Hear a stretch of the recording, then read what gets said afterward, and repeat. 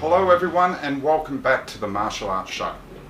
In today's show we'll be talking just a little bit about the martial arts belts, those funny coloured belts you see that martial arts wear around their hips.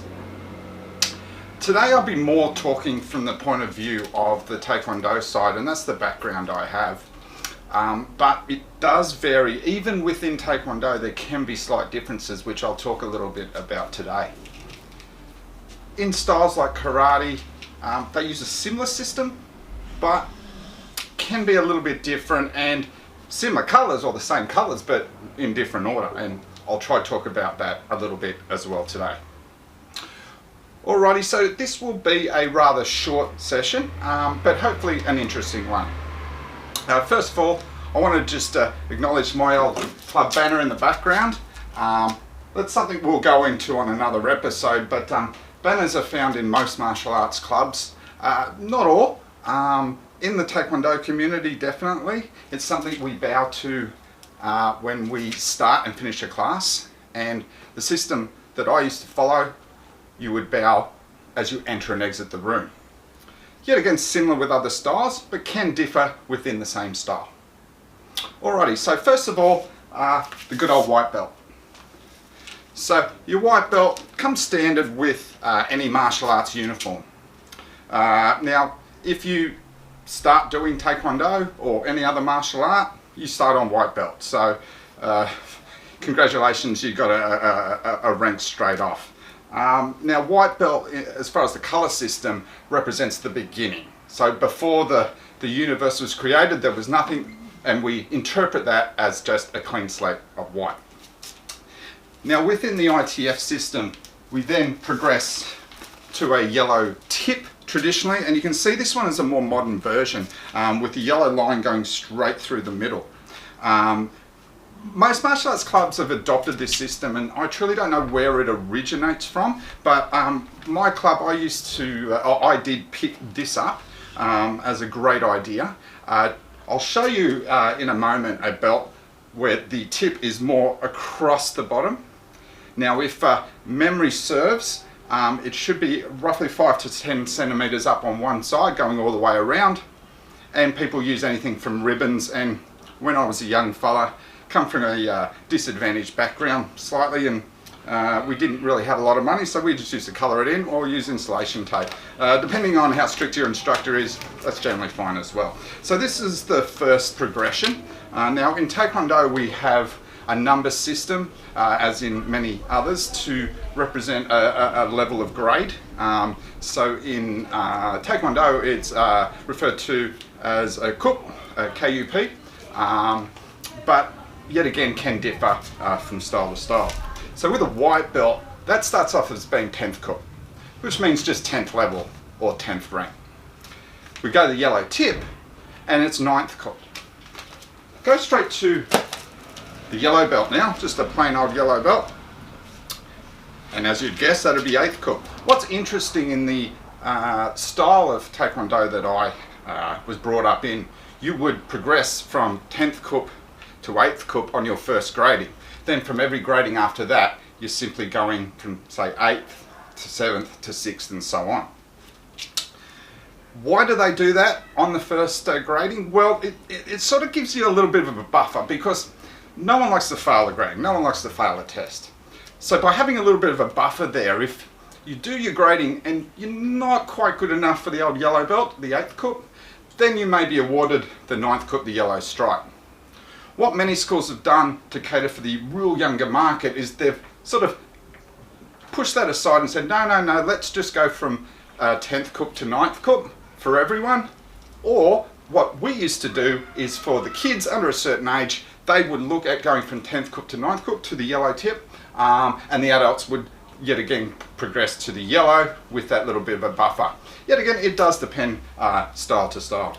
Now the colour yellow represents the sun. So if we think of the white being the beginning, and then the sun is one of those initial stars that we need to create the universe. Okay, then you're progressing into the green tip. You can see this is more of a green stripe through the middle. In our club, same thing. Now, getting into the colour green, and if you haven't noticed, the colour on the belt represents the next full colour you'd go to. Now, in Taekwondo, there's only usually one stripe. So if we go from white to yellow tip, then to yellow belt, green tip, green belt, so on and so forth. Some other styles will add in some extra stripes, and I think that's a great idea too, because it gives you that little bit of a buffer. Maybe someone who is green tip is not quite ready for green belt, so you come up with maybe 2 green stripes. And yet again, for something like that, you couldn't do the stripe version, you would have to do the one across the base. So yeah, quite an interesting fact there. So as we just discussed, we're going into the green belt. Now with the green belt, it represents the growth, the trees, and the new emergence. So, you know, if you think of someone at this level of training, they're just starting out, getting up into it, and starting to grow from their roots. So, great system there. Alrighty, then we'd go to blue tip. Now, I don't have a blue tip belt with me, but I'm sure you can imagine it, and then to the blue belt. I remember as a young fella, I really loved getting blue belt because it's my favourite colour, and also in our system of Taekwondo, you're then referred to as a senior. And a senior, it's an acknowledgement that you have reached a point of your training, usually at least a year to maybe even 2 years before you get this belt. And so as a senior, you get some quirky little privileges, including other students who are of a lower rank are required to bow to you when they see you at the start of class. And there's a special little bow for all the seniors at the end. So yeah, as a young fellow, I was quite chuffed to get this belt. Now, the next progression is quite interesting. In the system I grew up in, you would go from blue belt to brown tip and brown belt. Now, that meant to be representing the dust of the earth. As my club moved affiliations, we linked in with the ITF, and you'll see an interview a little bit later with Master Maletta, who's the 8th Dan head of the United ITF in Australia.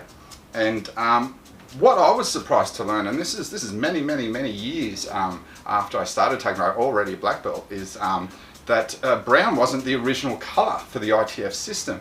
It was this guy, the good old red belt. Now, take it out of this cover because the cover's pretty worn there. And the red, I believe, is more of a show of strength, to a lesser extent danger. You're ready. I wouldn't say lethal, but in some interpretations as well, it can mean that return to the sun, the heat, that sort of stuff. But in a lot of cultures of martial arts, it's a little bit of a danger, but I don't think it's ever meant to be interpreted as a negative danger. So that's quite interesting there. As I said, the system I grew up in, we'd go to brown. Okay, so you'd go from your blue belt to brown tip to brown belt, and then when you changed affiliations, it would be red tip to red belt. Basically, same rank, both second and first cup. And you can see those numbers go lower as we go higher in the rank. And this one here, which I'll bring a little bit closer, hopefully you can see, does have a little bit of back striping, and that's just simply insulation tape, but that's fine. Yet again, depending how strict your instructor is, that's still fine. That's easily distinguishable and easy to remove. And then a lot of belts get handed down and donated to more junior students, so they can just take that tip off, and then that's their belt for the next 2 ranks.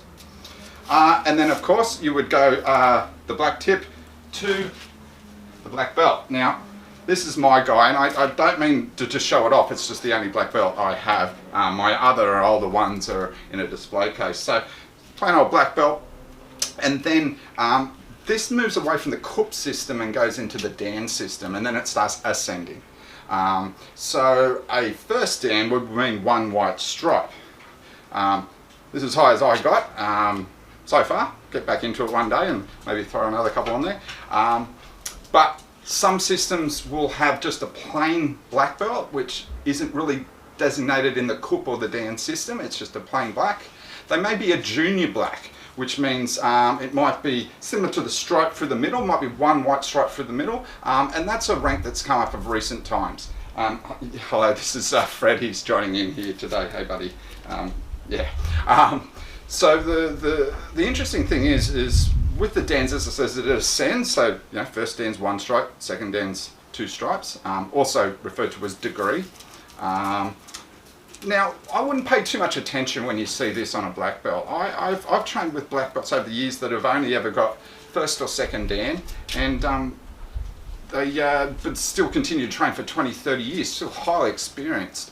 And the culture I was brought up in is, even though I may outrank them, I would still bow to them at the start of class and acknowledge their, not just their rank, their experience and their dedication. So some people just get to black belt and they're happy, they don't want to go any further. And I totally respect that. An interesting thing to look at when looking at a black belt's belt, don't pay too much attention to the Dan, but the wear and tear on the belt. A lot of black belts and senior instructors over time hold their pride over their black belt deteriorating. You'll see that it starts to peel away and become sort of white again. And the interesting thing about the white stripes and even deteriorating going back to white is it completes that circle of colour. So we had white at the beginning representing the start, before the heavens and the earth, then we had the sun, the new growth, the dirt, the red danger if you're going down that way, okay, and then onto the black of the night and ascending, and the white stripes, the white stars, and then the going back into white again. So it's an interesting system, and quite interesting if you didn't know that much about it. Now, black belts or any belt may come in a series of thicknesses and sort of writing on it. Yet again, that really goes down to the club itself. So you could have many different clubs within one organisation. They all do things a little bit differently.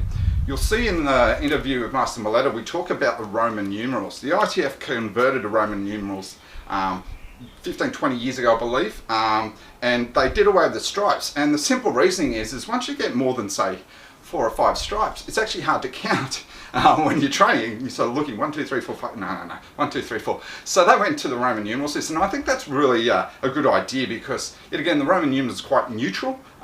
Everyone studies it around the world, and it's just easily identified. So yeah.